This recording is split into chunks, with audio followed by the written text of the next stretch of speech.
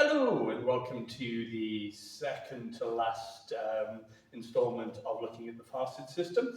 What we're going to look at tonight is we're going to look at the dirty tricks that you can do when using cane. Now, obviously what you have to realise is when we're looking at this isn't, as I have here, a nice smooth cane. This is knobbled, it has thorns, it has bumps, it is quite unpleasant. In fact, the very reason the stance is not that, but that is because, that would be driving all of those nasty bumps and thorns into your forearm if you're holding it straight against your arm. Much the same way that one of Doyle's blocks is down here and it's against the foot rather than against the leg.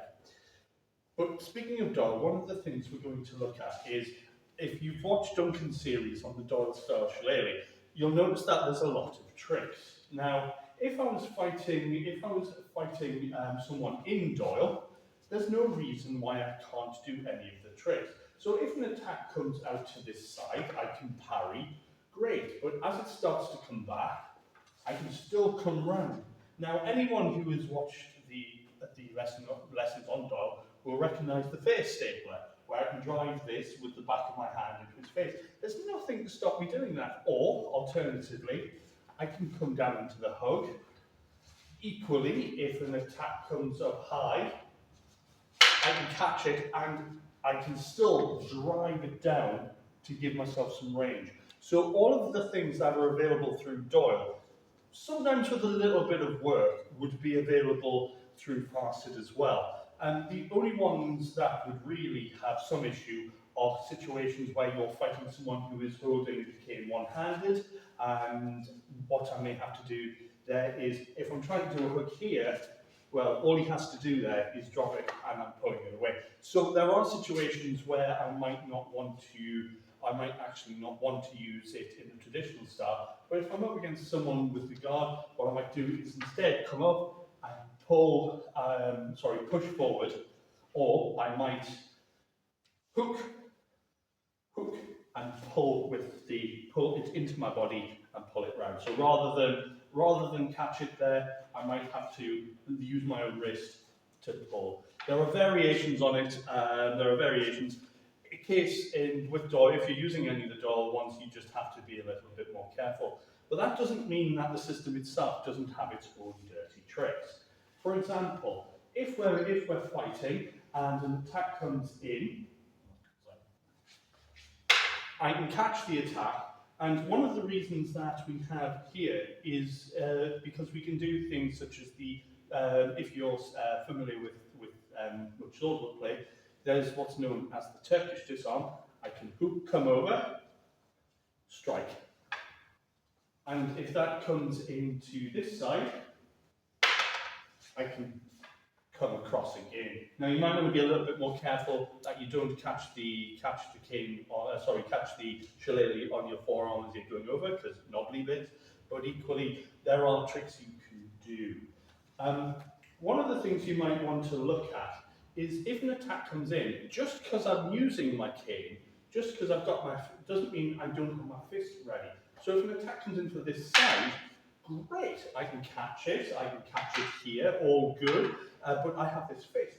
I can still come in with a nasty crack to the face with my fist if I'm within range. And again, because I will possibly turn into it, or I may even push the cane forward into this position, you'll notice my hips have turned, so I can either come across, or if I have to turn this way, backhand. Both are talked about and are both very, very legitimate means of delivering a nasty blow while you're in parry. The other thing is, if I have my hands, well, I've also got my feet, and if an attack comes straight down to the top, great, I may have to come into this sort of guard, I may even have to do here. But one of the common concerns that you'll read about from the writers like Alison Wynne and Wilson Smith is purring. So my back leg is nice and here, I can come and I can drive my foot, and I can drive the full size of my foot down the shin, into the ankle, and if I was being a little bit less nice, I'll put my full weight into that and I'd do it with speed. Bang! It's a stamp. I might break the ankle, I might bruise the shin. Either way, it's unpleasant. And that's not where the fight ends. So again, if it comes straight down, I'll take it, I'll come in and I'll stamp. Great, you've noticed I've closed a lot of distance here. One. And I can come through, bayonet strike. Again, remember this is a hook. So one of the things I can do is if the attack comes into this side, I can catch it. And as I said before, I can take that out of the way. But if I decide to take it, if I take it high, and I catch it this way, I have this here. And there are things I can do. If I grab this, I can step, and I can pull through. All of a sudden, his face is a lot closer to my knee, so I can deliver a pretty nasty knee to the face in this regard. And remember, I have just driven all of the thorns and knobbles from the kid into the back of his neck with force as I've dragged him down. So pain here, knee in the face very shortly thereafter. So the weapon becomes remarkably unpleasant, but it gets worse. So everything's up here, that's fine. I want to end this fight and I want to end this fight quickly. So what I'm going to do is I'm going to wait till the attack comes in on this side. And I'm just going to take it normally. That's fine. I have this hand. What I'm going to do, instead of fending it off normally, I'm going to fend it down. And the reason I'm going to fend it down is because I want to open this door, because what I'm about to do is step through into the back of the knee. If I drive that into the back of the knee with any degree of force, that's going to, if it doesn't at least take him off balance, it's going to hurt.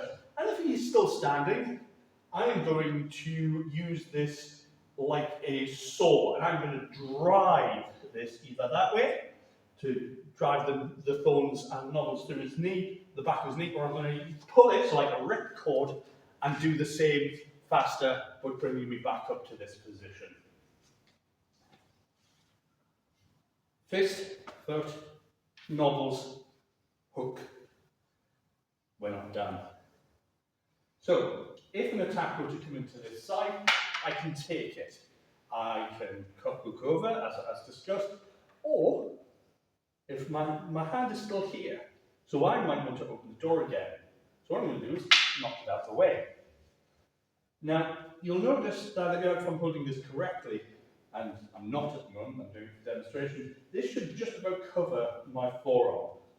So that gives me a reasonable length of wrench with this hook. So if I'm in this position, I can come in.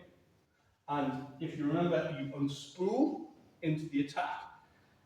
But from this position, if I've knocked his chin forward, look at all that lovely throat, or even the solar plexus. So I'm here, I can drive, or if I really want to, put some more force into it if I want to use the offhand.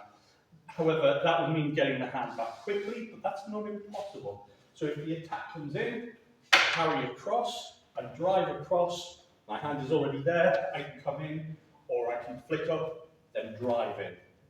All of these attacks build very quickly into the sense that you can do a lot of things just from where you are, and the whole idea of Fearshid is it goes one way, it spins the other way. So your body spins one way and spins the other way.